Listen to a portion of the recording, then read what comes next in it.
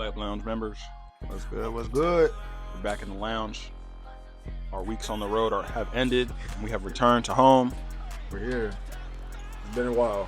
How was your trip? Trip was good. Glad to see some NBA hoop on the road. It was nice being out there. How about yours? Bro, it was good. I got to see the Magic and Bucks. I'm high on the Magic, so it's dope. And I actually, hold on. I got something for him. I got something for you. Oh, I got something for you. He didn't even know. He didn't even know about this one. You the number one Paulo Faither.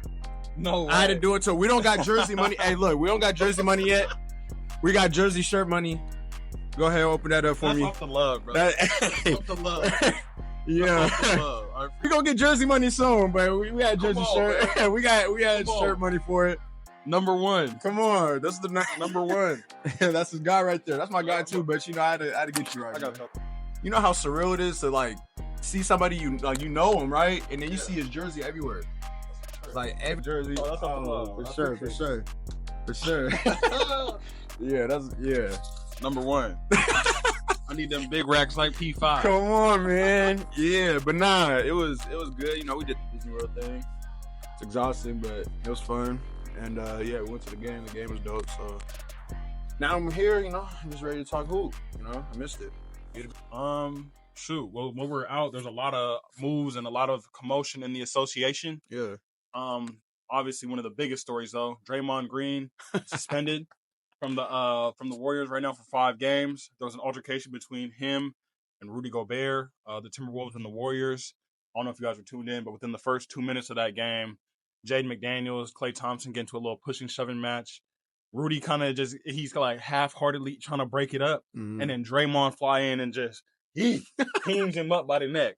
So, he got 5 games. Rudy tried to break it up. He didn't really. He wasn't really an aggressor at all. I didn't think so. Draymond kind of just flew in there and was tripping. What are you thinking? What is Draymond out of line? First of all, Draymond's out of pocket. I'm surprised he only. First of all, I'm really surprised he only got 5 games. To me, I thought it was gonna be 10 at least. I wouldn't have been surprised if it was even 15, something like that, because this is not his first time doing something like that. I was watching Gil's Arena actually. I think it was yesterday. And some of them were like, oh, no, if you look at it, Rudy was trying to grab Klay's neck. And then Steve Kerr said something like, he had his hands on his neck. I'm like, bro, I swear, on the low, I feel like Steve Kerr don't really rock with Draymond like that. But, he's on his team, so you gotta defend this guy. Facts. But it didn't look like Rudy was trying to do nothing. And, another thing about Gil's Arena, they're like, oh, grab your teammate. If you're going to grab somebody in that situation, grab your teammate. But if that's me, I'm just grabbing whoever's, right next to me. And he wasn't even trying to do nothing to Klay. He was just trying to pull him off him. But it was such a bang situation. It was happening so fast. Jaden and Klay were swinging around, and Rudy kind of just, like you said, grabbed the first person to try and break it up. Yeah. And Draymond just instantly. He just held on, and then he dragged him for a good 10, 15. And it's that was not necessary. He could have got him. Maybe if he got him off him, all right. But he was holding him. He was holding if he slept. If he went to sleep, he would have got the 25. He would have got the John Wick suspension. No, for real. If Rudy went to sleep on the court, no, but I swear he tried to slump him, bro. It was crazy. That's what Rudy said. I think he tried to put me to sleep. Because he was dragging him. I'm like, 5 games for that. Okay, at the same time though, we can't let Rudy just slide like that. Because why, as a man, are you letting him? Bro, Rudy, bro. I understand you're getting he caught him off guard though. Bro, okay. He caught him lacking. He did not see that coming. Okay, at the same time, though, Rudy's flopping. Bro, if you're really getting choked out like that, you're finna, try and really fight back.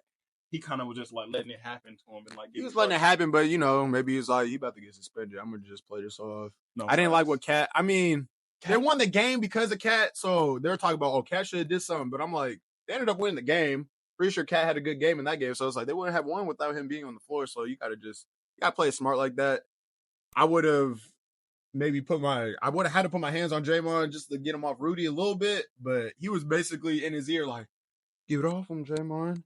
Get off him, please get off him. But he wasn't doing nothing to actually, initiate nothing. So it was he definitely should have retaliated to defend his teammate, but at the same time, I understand he probably wasn't trying to get fined either. I gotta agree with Patrick Beverly. I don't know if you saw his comments. Yeah. And he called Cat. What did he call him? He called him soft. So I taught him better than that. And that's what their team needs right now. They need an enforcer. They needed a Patrick Beverly. They needed somebody to step up, bro. I mean, they won the game. I understand.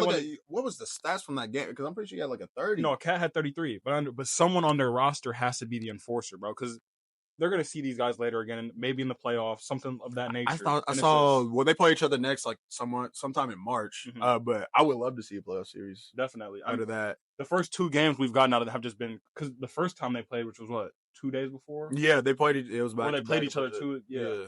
And what's it called? Draymond was talking crazy to Ant-Man. He was talking about. He was all like, "What you gonna do? What you gonna do? What you gonna do?" And then Ant-Man scored like 8 consecutive to close out the game or something. 6 points in a row. 7.8 points in a row. So I mean, you rock with Draymond?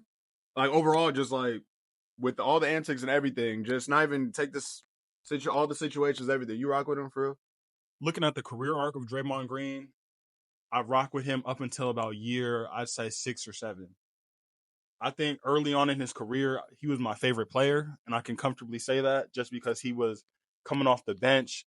He was defensive minded. You was a Draymond. I was a Draymond stan. Hey. You know what I'm saying? I was a Draymond type, archetype. That's what I'm saying. That was my build. You know what I'm saying? Undersized, big man, rebound, defense. Like, that was it. Yeah. And so I liked the energy he brought to the game. He's coming off the bench. He eventually took over David Lee's spot in the starting lineup. He still brought that same energy. The 3-point shot was there. Like, it was consistent back then. And now it's just kind of falling off. So his shot's falling off. He sacrificed his jump shot in that game 7. Oh yeah, that was it. That's so crazy to me. Like he was hitting everything, and that was it. He had what, a 30-point triple double in that. Oh, he would have won Finals MVP if they won that. That's crazy. Sure, that's crazy. He was cooking up, but it's tough. Like now looking at him, especially after all the title runs, like you can't deny his value to that team. He's a valuable piece. They don't win those titles without him. But the antics at this point, it's just someone said his career highlights are not going to be basketball, and I'm like, that's facts. There's a clip going around on Twitter. It was like a 2-minute clip of him just tearing up. Yeah, tearing up. Like what Draymond Green highlight, basketball highlight. Like we can name a Steph Curry highlight, like off like a basketball highlight. Like what basketball highlight from Draymond Green stands out to you? You know what I'm saying? The one when you can only name his tear ups. You know what I'm saying? We can name him when he stomped on Sabonis. That one was we can crazy. Name when he kicked what's his name in the nuts. Like we can name multiple incidents. He had a bang out. I forgot who he dunked on. And then there was one other tactic when I think he was accusing LeBron of flopping. He was on the free throw line. No, that's the best one. I saw there. He was like, oh, I guess also that was the best one. That's not a hoop highlight. No, it's not. Also, Paul Pierce. They don't love you like that. Nah, literally every highlight they don't love you like that. Of him on the court ain't even like hoop related. It's right. Not. Or the one hoop, I can think of this one where he got like the back-to-back blocks. You know that clip? I don't even know what you're talking about. Bro, it's tough. Draymond is tough. So you think his antics would like, is it enough for him to not be in the Hall of Fame? I don't think so. I mean, I think the fact that they've won 4 championships and he's been a pivotal part of every single one. I think it kind of makes it hard not to include him. See him on another. I wish we're not gonna see him on another team, but I kind of want to see him on another team, like him on the Kings. It was crazy to talk about, but like him on the Kings, like I would like that. He'd be a great piece for the Kings. But I also want to see him out the system. That's fair. That's what I'm saying. Like I'm like, can he hoop for real, or is he just a system player? And it's crazy to me too because I saw a thing putting his career stats with Rudy Gobert's stats. Rudy, outside the rings, he might have a better resume than Draymond Green outside the rings.